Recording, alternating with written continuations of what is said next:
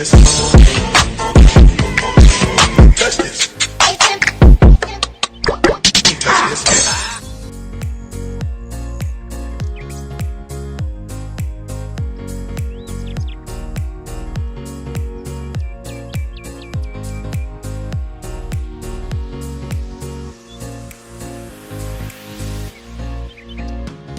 Thank you for joining.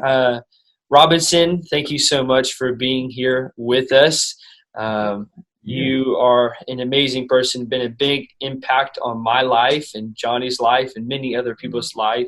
And just real briefly, can you just kind of say, though we know who you are, can you say who you are, kind of what you're doing, maybe where you're going, anything like that?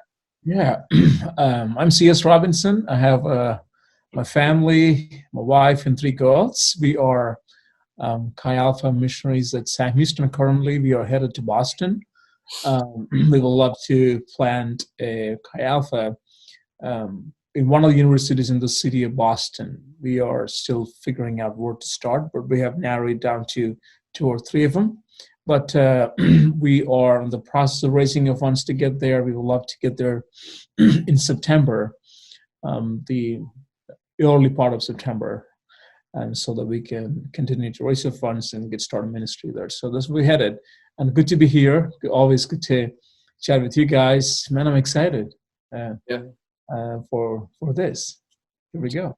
That'd be perfect. So we are talking today and continuing on kind of our series about talking about some of the issues that are a little bit uncomfortable or that we like to dance around, whether that be us personally dancing around the issues that maybe we're dealing with, or maybe the people that we're going to, whether that be the church, that sometimes we don't always talk about some of these subjects the way that we maybe should. So the kind of subject matter, Robinson, we'd love to talk to you today about is kind of it's a lot encompassing, but it's on this idea of sexuality and kind of looking into sexuality, looking a little bit into identity, to culture, to love. And we kind of see when we say sexuality, I think, and you can say any of y'all what the first thing that comes to your mind is, but for me, I think of kind of just, I think recently I was filling out a form. I'm trying to remember exactly what form it was, but it was for my family, and it was asking this subject matter, even like gender, and it was like male, and it said female, and then it said other, and next to the other it had like a little line, and you could fill in the blank for whatever you wanted to put in there and check the box of other and fill it in. And it's just this kind of this new thing that's kind of seemed to be going around, maybe bigger, but and so we kind of wanted to really talk about this and be kind of more just let the conversation go however we want it to go. But I have a question for you and Robinson, and this could be Johnny as well. And one of the questions I have is, what type of culture would you say that we are living in today? Johnny, what do you think? Would you like to go for comments? And I'll say it in basic terms, and then you can say it in doctor terms. I think in a sentence that we're living in a culture that cares more. Well, I think we're living in a culture that pursues happiness regardless of truth. And so, which is strange for me, because I think even when I grew up, and I'm still very young, is that if something was true, then you followed that and you did that, whatever's true, because it's true, you know. But living in a place now where people will say, "Oh, I don't care if it's true," you know. I won't follow truth, even if it's proven to me. I want what's going to make me feel good and feel happy. And so just the truth has been extinguished, and it's really weird, to the point where people say that truth, you know, there's no such thing as truth. And so I mean, I would echo the same thing here. While you were saying that, I was reminded of something. It just seemed to be the way kids think of their world. You know, if I have 3 girls. The oldest one is 6.5, and the second one is 3.5. And the world, they are least worried about what is true, but what they always seeking is what makes them happy. Mhm. So that it seemed to be going backwards in a lot of ways, right? I mean, grown-up people thinking that way seems to be not the right way of thinking. However, in the philosophical terms, we are living in a relativistic culture. That means what is relativism? Relativism teaches that everything is relative. There is no objective morality. There is no objective truth. Nobody can say this is the truth anymore. Um, it's been said that everything can be changeable. There is no constant truth. So that is generally the tendency of the culture, the relativistic culture. We have become that way. And if you were to ask theologians, they would say we are post-Christian culture. So what is post-Christianity? In a simple words, that Christian doctrines or Christian ideals has lost its grip on the culture. In particular, America was known for Christian Judeo worldviews, and our worldviews were constricted of these two particular worldviews. But we are post-Christian by meaning that what we say, well, biblical truth and Judeo-Christian worldview, they don't have much of a grip on the culture anymore. Or in some regard, people would say post-Christian culture is all the goodies of the Christendom, but with no Christ. Or I would say the kingdom without the king, if you will. Yeah. All the good things of the kingdom, but not king anymore. So that is generally the culture that we live in. So when you live in a relativistic culture, what we get out of is exactly what Johnny said. So everything, whatever makes you feel good, it turns out to be truth, not an absolute truth. People would say, well, that's my truth. So that is kind of the culture that we are living in. If it makes sense. Yeah, absolutely. You know, one of the things that Johnny and I think we were talking about this maybe yesterday was, you know, even looking into the changes from our country from like when it's founded to now. And you can kind of look back into some of even the founding statements. And one of the big ones, I think, that's kind of how it kind of shows kind of a difference of where we're at today is where we say we have found these truths to be self-evident, you know, that all men are created equal. And there's parts of that we're like, okay, well, we find that in ourselves that we can all find this to be true, that this kind of natural law or this kind of thing is built inside of us. But now it's kind of this complete opposite. It's like same country, but then when you get regards to like some issues, it's like, well, we don't no longer to see it to be self-evident anymore. And maybe that's the difference. Maybe it is this kind of this chase of feelings, that feelings is now kind of made this new reality in people's minds. It's like, okay, now this idea of being governed by your own personal feelings or your own personal desires, and now this seems to be true. And so my self-evidence of truth is now what I feel. And that's kind of something we were talking about even yesterday, and just this crazy idea that anyway, I say this, Robinson, let me ask you this. Do you think this, or why do you think this is such a big thing now? Like it seems, we were talking about this, it seems like maybe in the last 20 years even, this has kind of just become this new trend or this new fad. And so why do you think now is so different than maybe 20 years ago or 50 years ago? What are we talking about? Are you asking a particular question about culture, or what is? Yeah, I would say where our culture kind of has come to, especially in the lines of sexuality. And so like years ago, you probably wouldn't have got hearing as much maybe now, especially in the culture or in the media or the movies or anywhere, but now it seems to be everywhere. Yeah. Johnny, would you like to answer that, or You go for it? Okay. Yeah. So, guys, I do not know, but here are my thoughts here. Well, sexuality has always been a big thing for a very long time. But because it is very necessary for human beings to their sexuality is one of the biggest questions that we all have in ourselves, and we cannot really separate that from the social association, right? So when you think about a society, generally we're thinking about males and females, right? So I'm not saying that's right or wrong. What I'm saying is that is how the social association goes. So in that regard, the question of sexuality has always been there. However, in the recent years, there has been a revival in this idea of sexuality, and I would think the freedom of, so this is the greatest thing about our country. We do have the freedom of speech and also freedom of expression. We do have that here, and that is the good thing about the culture. And but now you think that, so there is so much freedom in the culture, and then there is relativistic ideas, meaning there's no absolute truth anymore. As a culture, we don't hold an absolute truth anymore. We are relativistic. So when you have so much freedom, culture turned into relativism. Now you can do whatever you want to do, pretty much. Okay, so but why there is such a revival in the past 20 years? I would think there are two or three reasons in my mind.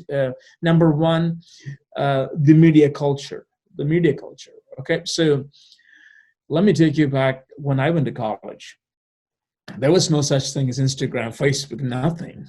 So, but sitting in a classroom, the idea of my thought being heard in front of the classroom is considered, oh my goodness, I can't believe that.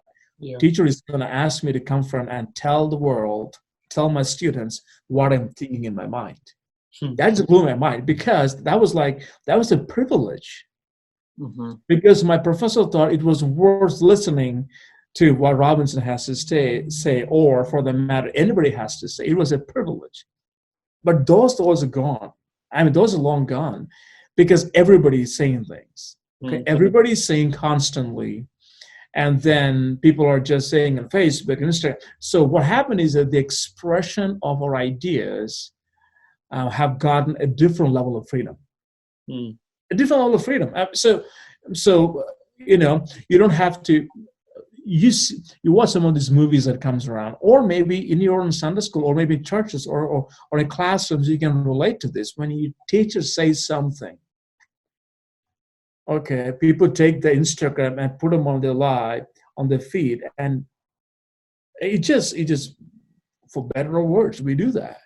That has become the culture. Meaning, what I'm saying is that the expression of our thought, what we think, and the freedom to express it within the relativistic context gave revival to these ideas. Make sense here? Yeah.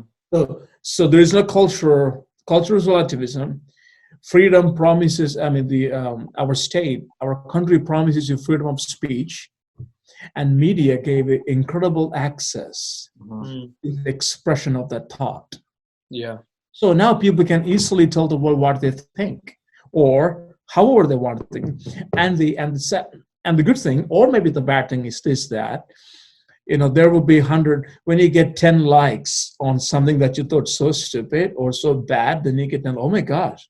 Oh, I might be onto something here. Yeah. All of a sudden, you thought that was not socially proper or maybe wrong, but you expressed it but you took some guts and expressed it. But now it seemed to be, it's not a problem anymore. You see, so it is not so much that people don't struggle with it, or what I'm saying is one thing is right or one thing is wrong. It's just a reality of our time, that we have so much access to media and the expression of our ideas. It just can go wild. Yeah. Considering what we live in, number one. And then the fact that we are living in a free society like ours, in just the culture, just the privilege of living in our system, feeds us for all sorts of thoughts. Okay, and then there could be a third thing that need to be mentioned, is the political agenda behind things. So then there is politics is always uses what's the going to trend for their benefit or their Right. curse. They always uses that. I mean, that includes all political parties. Okay, people say, well, when there's a crisis, okay, let's make the best out of it. See, so people think that. I mean, that's the political way of thinking it. So when you have now we put these things together, we're living in a relativistic culture with the freedom of speech and expression, with high access to media Mm-hmm. and freedom of expression there, and then politics sees and uses it. Oh, this is what we end up.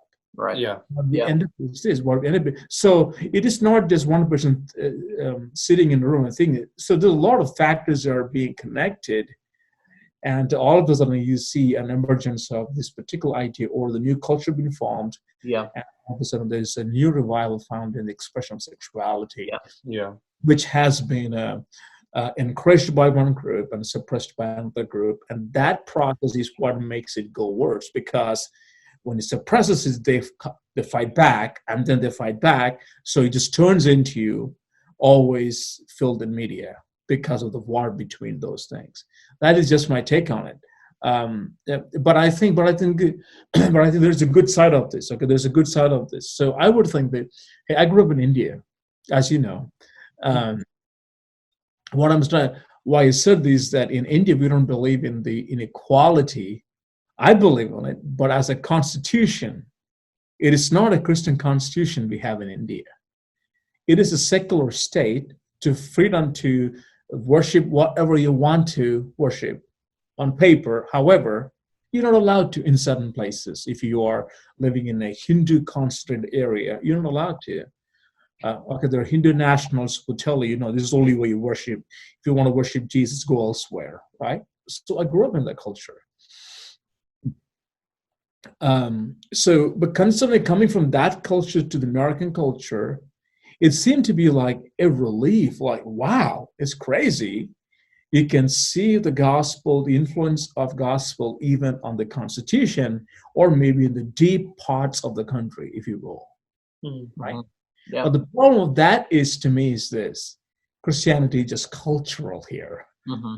You see, that's the problem of our side of things, because Christianity turns into the cultural thing. That means we actually sing and pray before football or such things. It just becomes so cultural. And all of a sudden we see those things have been taken away. We feel like we lost Christianity. And I would say that's not true. That is not true. What happens is that as Christians, we are called to commit to Christ and his cause with much more intensity and integrity. So in some regard, it seemed like, okay, Christian idols are being taken away. It is true to a certain extent, but now you cannot take Christian idols from Christians. You can only remove that from the public spaces. But that is okay if Christians can live like Christians. It is totally fine. Because you look back into the centuries of, or you go into the, go back to history pages. Since the beginning of the church, there was no place like America. Right. Well, there's good and bad, right? I mean, there's a lot of good that happened because we live in a place like this. Gospelization of a far-reach world, how many missionaries have been sent out in a place like this. But on the other side, all these relativistic culture, all these cultural pressures can bring about a great church revival in our midst, because Christians are forced to really walk with God in this time. So I know I actually far-fetched that, but these are the reasons. So when you have relativistic culture with freedom of expression and much access to media, and this is the reason for, I think, for a higher revival, a sense of revival for such kind of things, especially with the political agendas. They uses these things for their benefits. So now we are in the midst of this. It's almost like there's a few influential places, like the media, the politics, and then whoever's trying to push the agenda, and then it's like then the general public have a decision to either fight against what's not true or to tolerate, and so the nature of man isn't going to be probably to argue and to, put your neck above the trenches. And so the easiest thing to do is just to be tolerant and just to say, well, as long as they're happy, that kind of language. And so, and then you hear like cliche things that come up like, well, it's love. Like, why would you stop one person from loving another? And then you see it kind of coming in like that, because again, when I was younger, I remember that even my friends who had never stepped foot in church, they would have realized there was something unnatural, about the way some people were living their lives. And but very quickly as we got older, it became like, you shouldn't say that about that. Like, if I said anything, they would say, you shouldn't say that. That's harsh. That's not. Mm-hmm.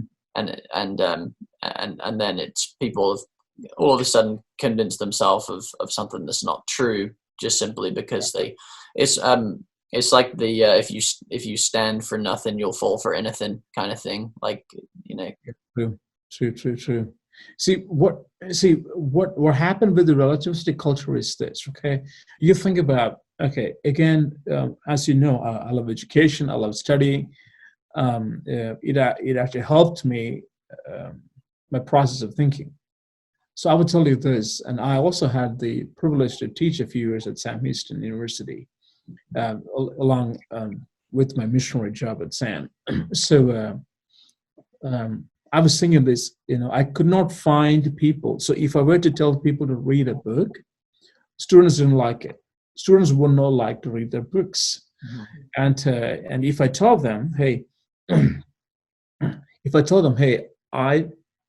whatever I teach from this podium has the potential to be in your exam, and then there's no final review. And I have literally seen students get angry and mad. I've personally seen it. Mm-hmm. Well, what happens because, I wonder why, why people get mad, because as a professor, as a teacher, it is my decision. Number one, I'm going to do is I'm going to teach you well and give you all the notes. So be present and be active in my classroom. Pay attention, right? Mm-hmm. Number two, it is my freedom to give you whether I should give you a final review or not. Because as far as I'm concerned, everything that I share from here is worth being tested for. So you're going to be tested here. So I said this to say this. We are living in a culture, because of the media, we don't think anymore. I want to quote Ravi here. So Ravi Zacharias says this. He says, we are living in a culture in which people hear with their eyes and think with their feelings. So do you hear that? They are hearing with their eyes, not with their ears. And they're thinking not with their mind, but their feelings. Mm-hmm. So meaning, that's what image does. Image doesn't want you to use ear much, but what you see, and because you're not reading or thinking, you are always processing what you saw with feelings. Does it make sense there? Mm-hmm. So I'll give you a simple example again. Suppose if you have a storybook and you're reading this part, Tom went to jungle in the afternoon. As he was walking in the jungle, there was a lion jumped on him. As you read that book, now you're imagining those things in your mind. As you were reading, you were seeing Tom is walking through jungle, and then all of a sudden, lion jumped. So as you were reading, what's happening is that you are creating those images in your mind as you read them. Mm-hmm. But when you don't read them, you see them, and you don't use your thinking. Does it make sense there? Yeah. Because it makes a thinking to create imaginations. But so I said this to say this. The people who buy into relativistic idea, they're not thinkers. They cannot think. They cannot think and say yes to those things. Mm-hmm. Does it make sense? So what I would urge people to do is, hey, we cannot you cannot buy and say, it doesn't make any sense to say that whatever true is true to you, whatever true is true to me. In any ground, it makes no sense. Right. You know what I'm saying? Yeah. You cannot say, oh yeah, the cell phone looks black to you. Well, no, it looks white to me. It doesn't make any sense. Hmm.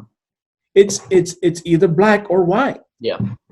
Does it make sense? So within the relativistic culture that we live in, so people think that they can define love or sexuality or all these important facets of life however they want to because they believe in relativism, because they have freedom to do so, and finally because it makes them happy. Mm. And I think the way of that thinking is very much like my 6-year-old Sarah, who has no better understanding of anything else than whatever she sees. That is going backwards. That is, we are adults becoming babies. That's what it means. Adults are, we're supposed to be thinking what's right, what's history, what's future, what are the consequences now. That is how we ought to be thinking. Mhm. So I would say the problem that we are running into here is not as much of a so when people actually, when they say that, they feel very smart, but they're actually not. They're not being smart that way. People, when people say that, whatever true is true to you, whatever is true, that's for me, that's true for me. People really think that's so really cool and so smart, but they're not. It's simply the lack of thinking. Yeah. It's the lack of thinking that proves. Yeah. Mm. Just a cliche thing they've probably heard on the TV. It's Or cliche yeah, thing that and if they heard the opposite, they'd probably be saying the opposite. Absolutely. So it is a lack of thinking. So what we ought to do as young men, what we have to encourage people to read more and be people of critical thinking as they read anything. Or you actually ask them, hey, explain that in what do you mean by that? Mm-hmm. And I'm sure 95% of them have nothing to tell you about anything. Yeah, for sure. They believe. Oh, okay, that sounds so great. Tell me about it. They don't know what to tell you because they never thought about it. Yeah. Because they don't believe it. They're just saying it. That's what it means. Mm. Anyways, I can get fired up with this. We could just do another segment just on that alone. Rant. I feel like Let Robinson rant. Robinson's gone viral just all this. But it's so true. I think I feel like we could take so many things from just that. That question alone. There's so many aspects you can break down and talk.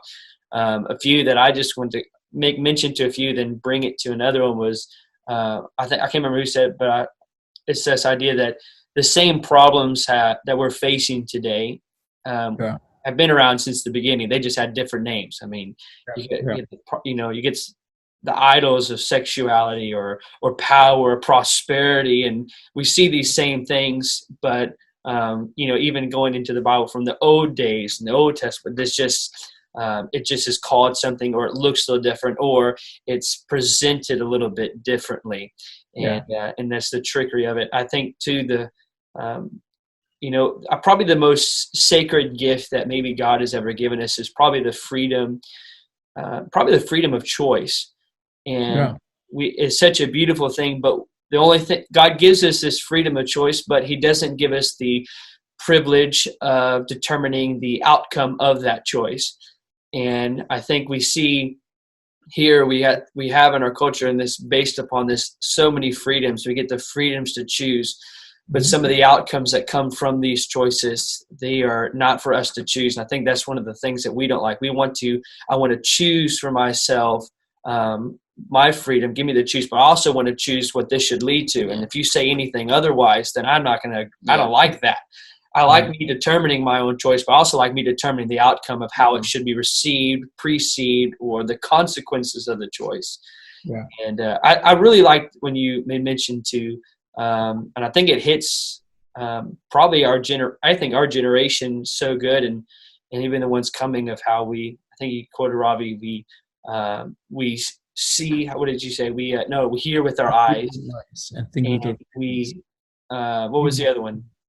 we hear with your eyes and think with our feelings. Yeah, we think with our feelings. I think with that, I want to kind of move in a direction with this, thinking with our feelings. I asked you this question and the other day, Robinson, and we talked a little bit about, I wouldn't mind you guys kind of talking it again, and this idea of temptation, kind of how we would define temptation. Because I think, and that's kind of something we can bring back to a little bit later, is definitions. And I think maybe that's something else we've done is we've taken common things and we have redefined them, and people are living according to their own definitions for different things. But how would we define, or how do you think maybe how you would define, or maybe how our culture, whichever one you want to take there, defining this idea of temptation? Yeah, so okay, there's a definition that I can actually read to you. Temptation is the intentional enticement of a person by some bait. That is just a general understanding of temptation. It is the intentional enticement of a person by some bait. Okay, so it's like somebody's tempting me to do so, but when we talk about temptation, there is something that's present. One is curiosity. Mm-hmm. Curiosity is present. Okay, let's go back to the biblical story. What happened in the Garden of Eden? Just the curiosity. Devil came and told them, "Hey, you're going to be like this. When you disobey God, you're going to be like this." So there's this longing to be like God, right? So in the sense of curiosity, I don't think they were trying to be so rebel and fist against God. That was not the idea. But the curiosity, what if, right? What if? I mean, at the end of the day, we're just going to be like him. We're not against him. Do you see the curiosity there? And that's where we're present in almost all temptations. And then is the desires. I mean, I am tempted in the areas of my desires. Okay, so let me tell you, I have no desire for chips. You cannot ever tempt me with a bag of chips. You cannot. I mean, you can actually lock me in a room with bags of chips. I would probably survive it without not even eating them because I'm not tempted by it. Yeah. So temptation happens in the area of our desires. When it's a desires, generally untold or secret desires we have. Mm-hmm. It's like generally the curiosity, but it's kind of desires, and we feel like I'm attracted toward it. Mm-hmm. What would it be like? Just think. But you don't tell anybody. But you haven't shared this with anyone. It's just a curiosity and a desire, and this pulling that you feel. So it is in that areas temptations happens. Okay, so you all know this. I mean, there are certain areas. Ice cream, it's not tempting to me. Chocolates, they're not. But then you give something else. Oh yeah, that tempts you. I mean, if you give me a nice tortilla, it's so fascinating, right? I like to eat HEB made tortilla from bakery. I love to eat them by itself, but ice creams cannot really tempt me. So it just like such a stupid example of a temptation. But what I'm trying to say is that temptation is very connected to curiosity and desires. Mm-hmm. Meaning, so temptation doesn't make you a person. It actually proves. So generally, we are tempted in the area of our desires. And the other one, I would say anything that seemed to be an answer for a deep longing. So this is also what temptation does. What it does is it actually these secret desires that we have, or the untold fascinations we have. Temptations tells me that if I do this, you can feel this way. Mm-hmm. Okay, if I can experience this untold desire that I have, the secret desire I have, then I will feel so much better. Yeah. Then I feel so good, and that's it. So that is what happens generally. However, let me tell you, it's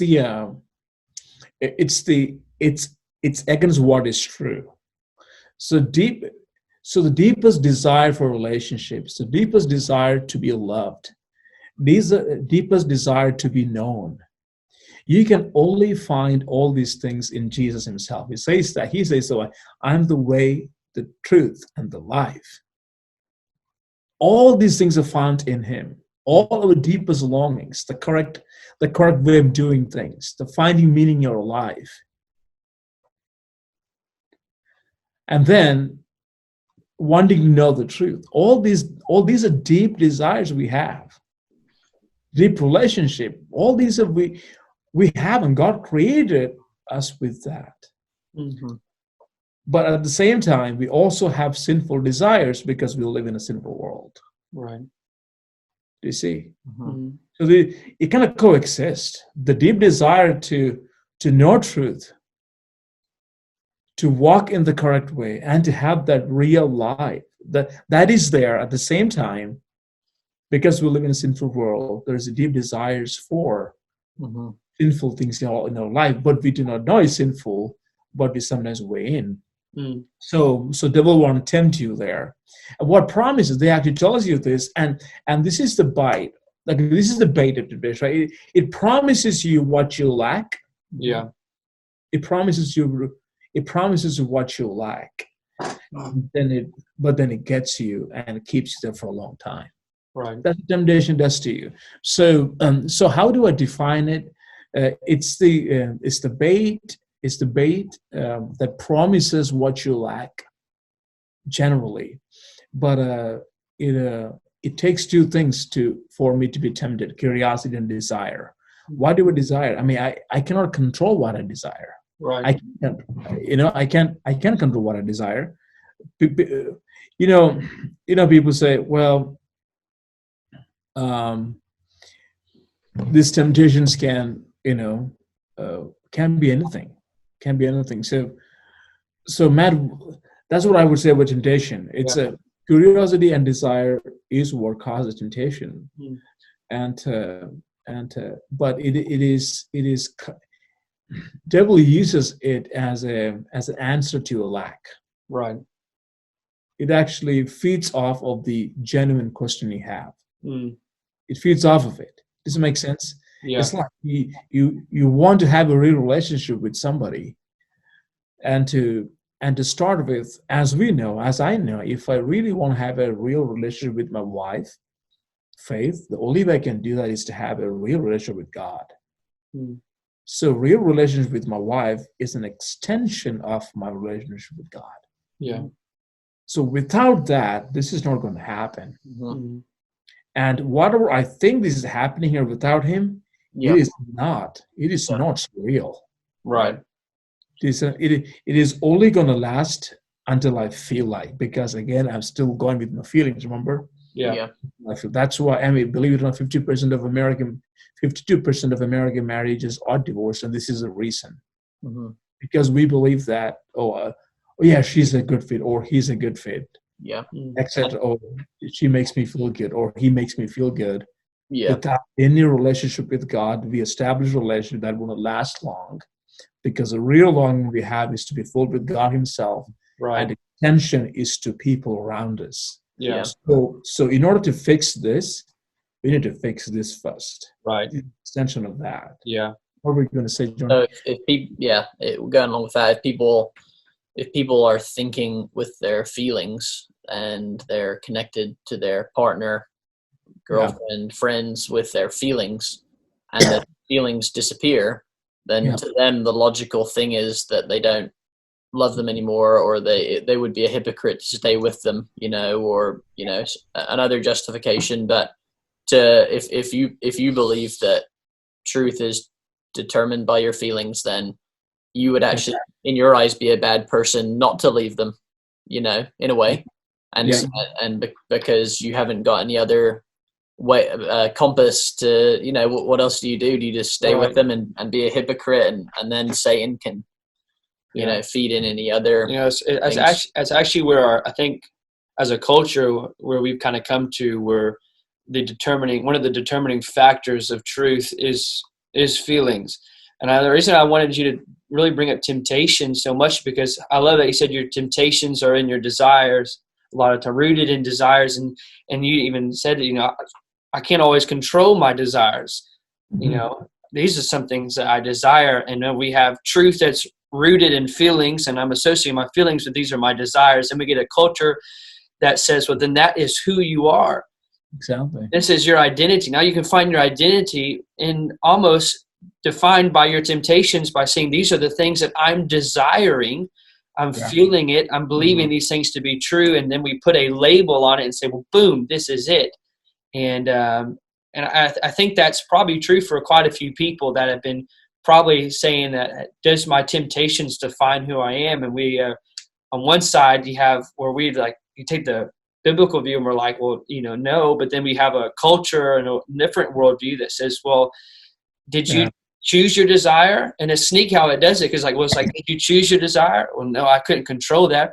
Well, then why would God say, hey, give you something and tell you, hey, well, I didn't choose this, so why am I dealing with this? And this is who I am. God had to make me this way because I'm desiring this, and I didn't choose my desire. It's like a formula. It's like, okay, I take my temptations and my desires. Let's just say desires. I take my desires. I take my lack of me choosing that, and then I put that in, and I hit equal, and I'm looking for somebody to give me the answer to this equation. And then we have a culture who says, let us identify and give you the answer to that. And boom, here you are. This is the answer.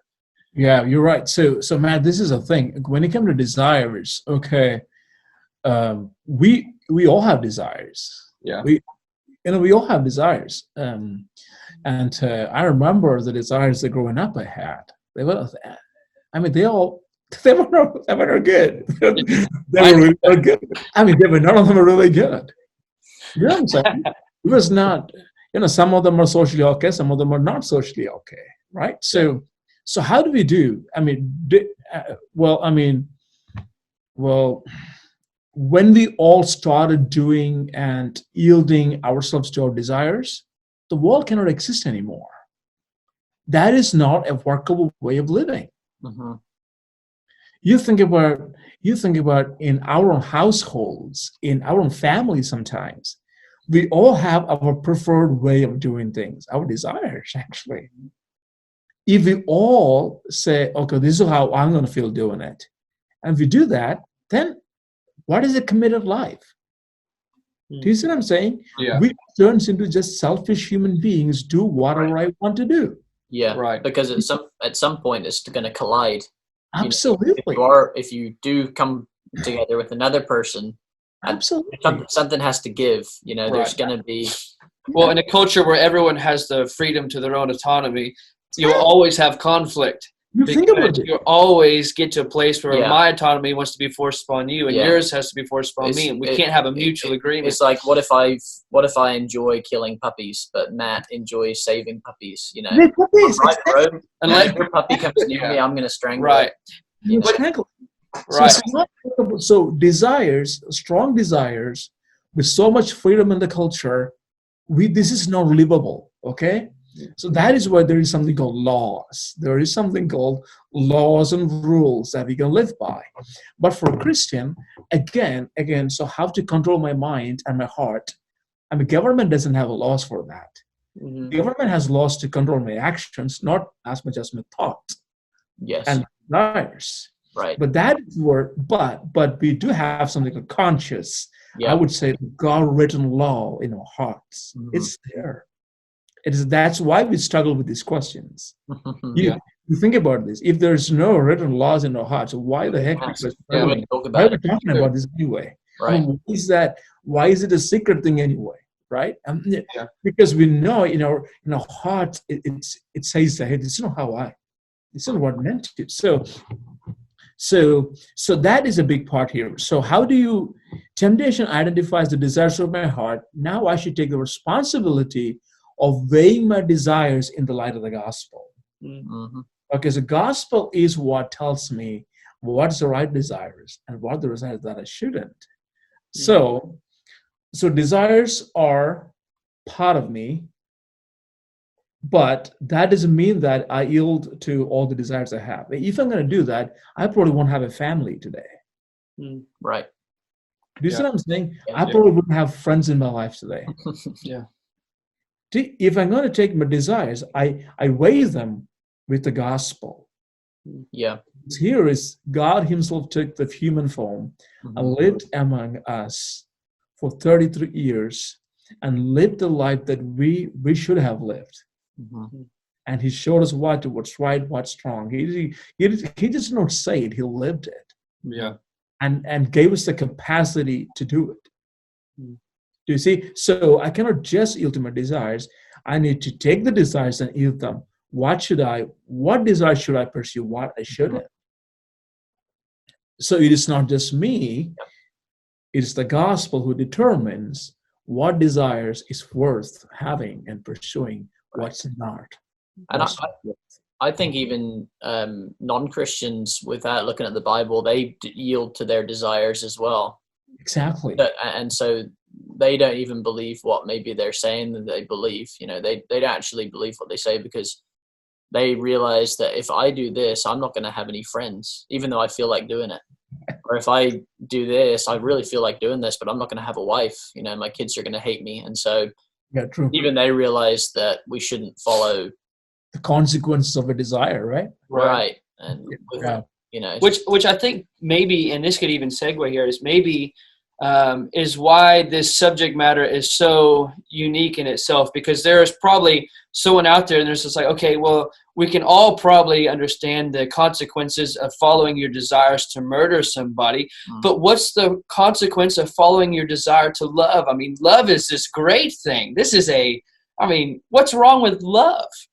And then that, I think that possibly could even, and that's something we could talk about, which is maybe that's maybe one of the, I would say that's probably what maybe makes a lot of people think, because they're thinking, okay, I get in some regards to, we all have desires, and there's certain desires that maybe even without having this biblical foundation that, I think I should probably yield to because of the consequences. But then I'm thinking, okay, what's the problem with yielding to my desire if it's just in the name of love, or maybe not in the name of love, but it seems like an innocent thing. Yeah, it's maybe it would seem not harmful, and why can't they do what they want to do, and why can't we tolerate it? I'll tell you this: within the Western culture, not Western culture, generally for human beings, there are two things that they can really tell it is theirs. Are two things. One is their own body, and second thing is their own money. Okay, these are the two things they can. What was the first one? Body and money. Okay. People can actually claim that that's mine, meaning this is my body. It doesn't hurt you if I cut my hand. I personally pay the consequences. Who are you to tell me not to do it? To a certain extent, that's correct. That is actually correct. Right? So you cannot tell me if I want to destroy my fingers, who are you to tell me not to? Right. So I feel ownership of my body. Number one. Number two is this: money. The money that I make. The money that I make is my money. I sweat for it. I work hard for it. Who are you to tell me how to use it? So we feel ownership to this. This is a general trend. This is all human beings feel that way. Everybody feel that way. But so there is a biblical explanation for this. If I was not walking with Jesus, I would just subscribe to that idea and live my life that way. Right. Do you know what I'm saying? Yeah. Live my life that way. Yeah. But when I said, at the very moment when I said, Lord, you are my God and you are my Lord, I yielded that to God. Right. I yielded that. So Paul says that your body is a living temple of God. Not, oh, wow, okay, this is crazy now. Do you see? So if I was not a Christian, I would subscribe to the idea, my body is mine, who are you to tell me what to do with it? Or my money is mine. But when I said, God, you are my Lord and you are my Savior, that means I have yielded all that I am and all that I have, that is all the possessions that I have, is to Him. From that point onwards, life is different for me. Do you see what I'm saying? So my point is this: if you want to say my body is mine, I am using it however I want, you probably are right. But you cannot say that you're walking with God that way. Can I do that?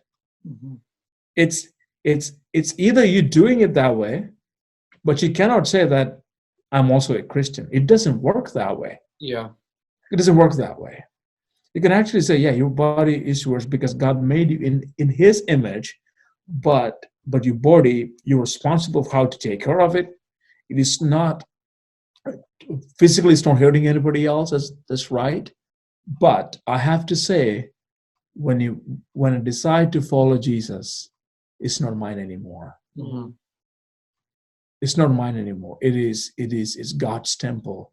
It's my responsibility how I take care of that body that He gave me, and also everything that He gave me. So when people say, well, this is just a recent, so now there is a non-Christian can say this. Well, number one, what I said is that so a Christian cannot say this is an innocent desire that I have that I'm fulfilling it this way. A Christian cannot say that, or you cannot do that and be a Christian. It doesn't work that way. It's either or. Does it make sense there? Yeah. Am I making sense what I'm saying here? No. So when we say that, yeah, it's in the form of love. I'm not hurting anybody. It's just my desire for this man or for this woman, whatever. We are just being ourselves, not hurting the society. We're just doing our thing, and we're just loving one another. Yeah. What's wrong with it? But tell you, well, if you are, what's wrong with it? Number one, to me, that's not how God designed it. Number two, I cannot do that and be a Christian. Mm-hmm. Yeah. Because my body is not my own anymore. It's unsurrendered. You're still it's not mine anymore because I did not make Jesus Lord over my body. That's what it means. It makes me think it's kind of, I feel like you can even bring it back, and it's probably like a theological issue in this idea when you talk about defining love, because we use the word love so often, and in this culture we'll throw out our justifications for our desires in the name of love. But I think if we define, we have one word for it in English. We just say love, and then we get into the Greek and we get four. You have agape, God's love. You got phileo, friendship love. You have storge, this protective or almost parental love, and then you have eros, this romantic love.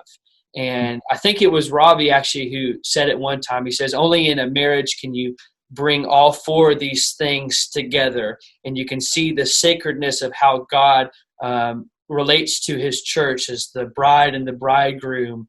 And you get here that if you take and remove God's love, if you remove agape from the equation, then eros and the rest are left to be defined however you see fit to do it. If I can remove God, then I can make my romantic love anything else, because now I don't have to have a standard to which to comply. And I think that's where we can kind of see is we're abusing or maybe we're redefining this idea of what love is. And the only way we can redefine it and all continue to put in our own desires is if we take God out of the equation. You can't have your own desire and keep God in the own equation. And I think that's kind of what you were even saying there. Yeah, I agree. I totally agree with you. But see, I want to add this to this. So a person cannot arrive there until or unless he or she starts with the idea that he or she is made in the image of God, number one, and that that God designed them for God's purposes. Those are the foundational things a person has to understand first. That God made them in their image, and God has a purpose in their life while they are here. Mm-hmm. And if I don't believe those things, then we'll be searching for the rest of our lives how to make us be purposeful. And people find ways to do it without God, and that is generally sinful and away from God. Right. Does it make sense? So when we talk about love, and things of the nature. Well, I mean, there's a definition that we always in Kayafi is a love unselfishly choosing for the highest good of others and God and His kingdom. That is so. So love by its nature, it is unselfish. Mm-hmm. Love doesn't take but give. Love always think what's best for the other, not for me. Mm-hmm. I think that defines the kind of love Jesus shows that for us, right? So, and this, yeah. But the cultural love is different. Cultural love is this, that you go to a bar and somebody smiled at you, and then you go spend the night with them, that person, and then you all of a sudden fell in love, or etc. That is the cultural love that teaches us. That's not love. That is called the yielding of desires to a feeling. That's what it simply is. Yeah. And then you get, and the consequences of that is it's just not. People are terrified of the consequences, right? Then it's all of a sudden, oh my gosh, I can't believe that I got pregnant, etc. Okay, now how to get rid of the baby? Well, come on. Yeah. Does it make sense here? So how it goes and the consequences is that then people realizes if love is a love thing. Love is a commitment. It actually commits to a person, and it is sacred. It cannot just be misused. Well, that's the most misused and abused word in our culture. And within the relativistic culture, it gave us a different form to that. Right. And introducing the culture to this idea, it gave us okay, now we're living a relativistic time. That means whatever you want, you can call love whatever you want. Whatever relationship is love, you can just throw all these things under the rug called love. It doesn't work that way. And because your feelings or desires don't match mine, then just stay out of my way, I'll stay out of yours. Right. Don't say what you like, but then all of a sudden it's not free because there's not free speech, because I can't freely say what the fact that your desire is trampling on mine, or vice versa. And so it exactly kind of ruins. But it was interesting you said there about the consequences. People will love each other, and really it's just selfishness. They're just following feelings, and then the consequences of that come along. They find themselves in this pit.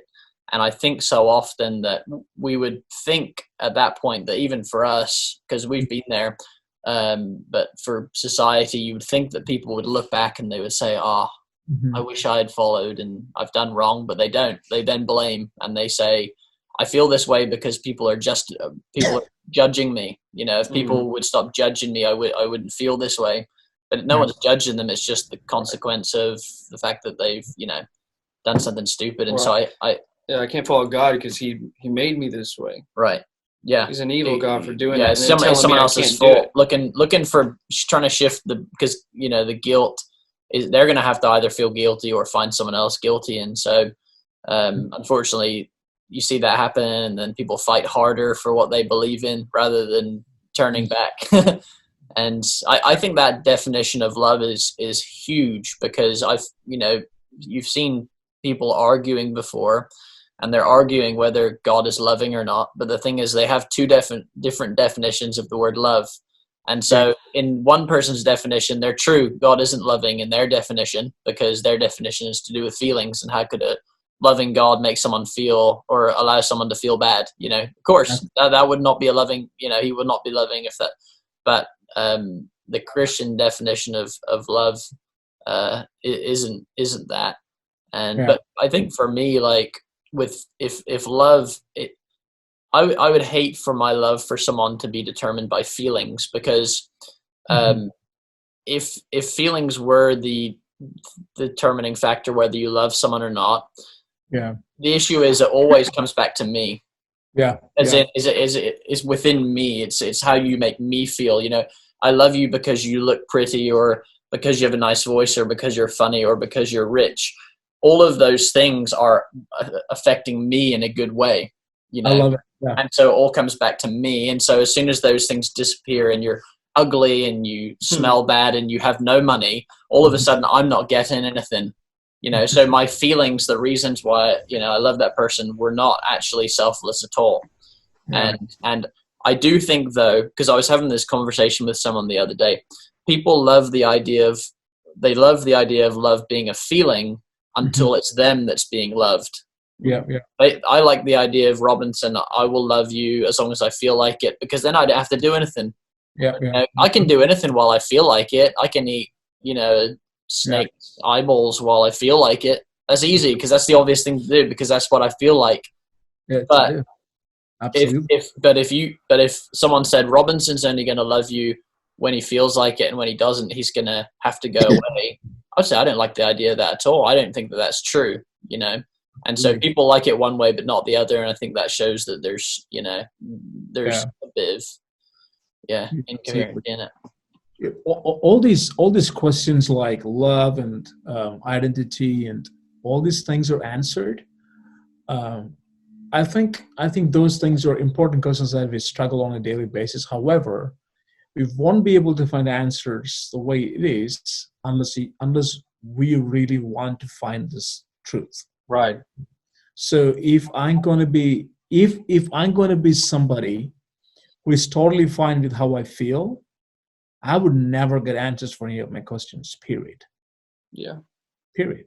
So if I think that whatever society does, whatever TV says, whatever the newspaper tells is going to be my rule of life, what a disastrous life that would be, because you cannot ever come into peace with anything about your life. But my question will be, so even if my listeners, whoever listening will be, don't agree with what we say or have questions, instead of finding answers for what real love is, I would think there is a person in history called Jesus who actually came and died and lived this life. I would search his personality, search his person, what he did, how he did, because he, at the least, he claims himself. He said that about himself. I am the way, the truth, and the life. And that is a very bold statement. But that's such a bold statement, and we live in a time that we can research this, use our mind, and go to the history and find out how that statement has been truthful.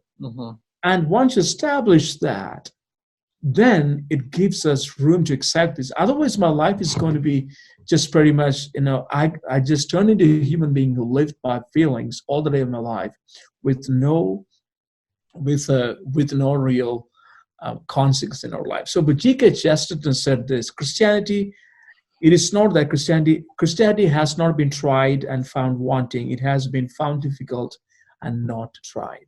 That's a problem. People think that oh, Jesus is too hard to. That's what people think. So they never tried him. Yeah. I think so. That's so right on. Christianity has not been tried and found wanting.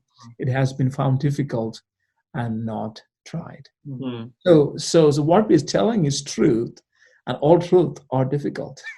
That are easy. I mean, I have to tell my daughter, Sarah, baby, you know what? Well, the truth is this. Sorry. And she doesn't want to hear it, but this is the reality, baby. These are the rules. Okay, if you want to be safe, you have to obey daddy. Yeah. That's always going to work. Which ultimately will lead to good feelings eventually, Exactly. Yeah. Instead of vice versa, the other way. Getting it at the start. And absolutely. So man. Yeah, dude. Yeah.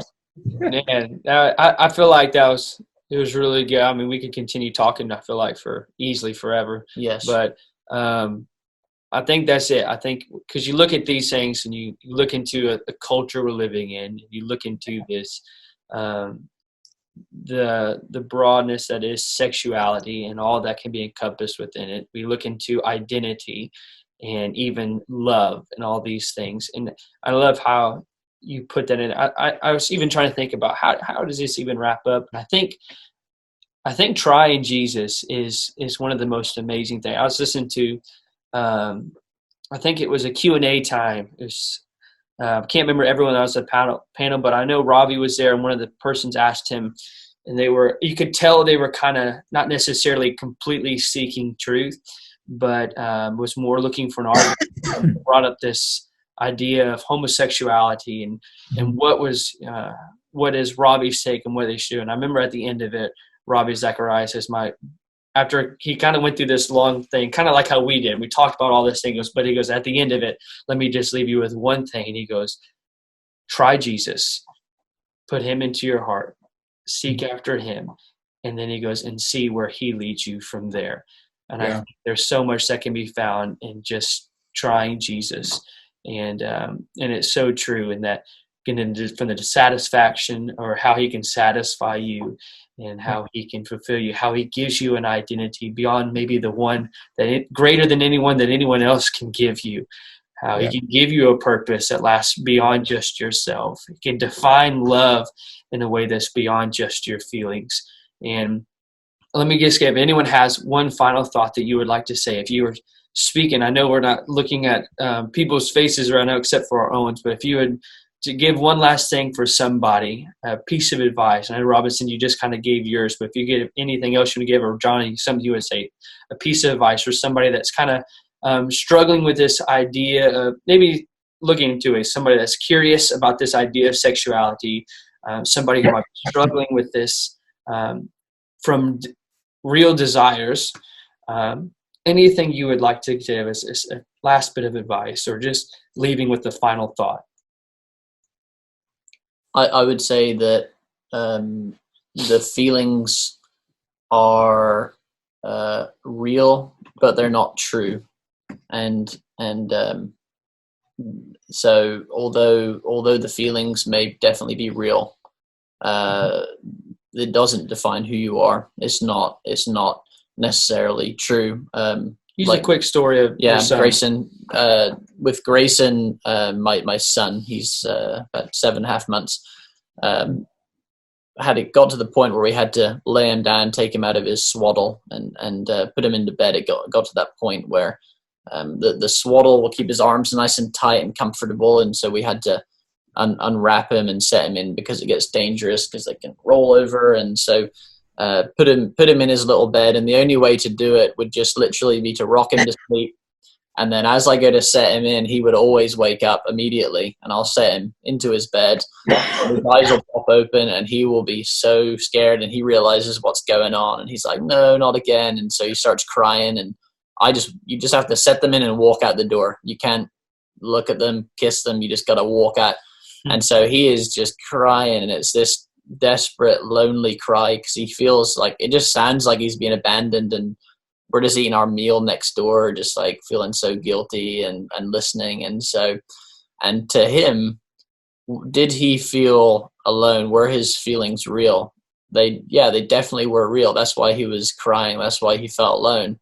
But were they true? No, they weren't true. He wasn't alone, because we were peering in the door, looking at him. He just couldn't see from his small perspective that he had. And so just because we feel a certain way doesn't mean that it's true.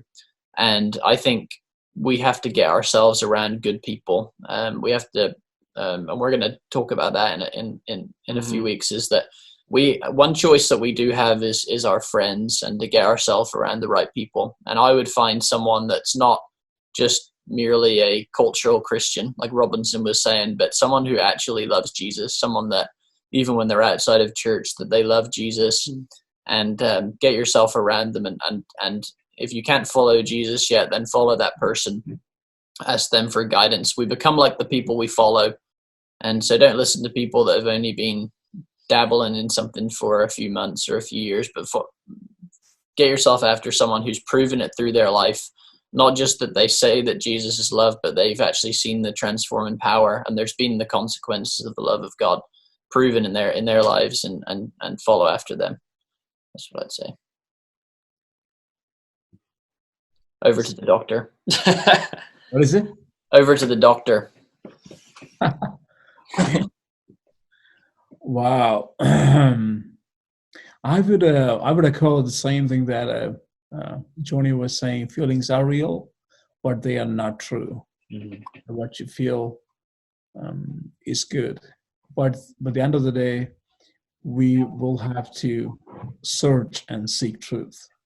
Jesus promises that he is the answer, and I truly believe with all my life and with all my heart when he says he's the way, the truth, and the life, and he is that. and all the questions that you struggle with, all the feelings you have, all these things will be answered when you find Him. And yeah.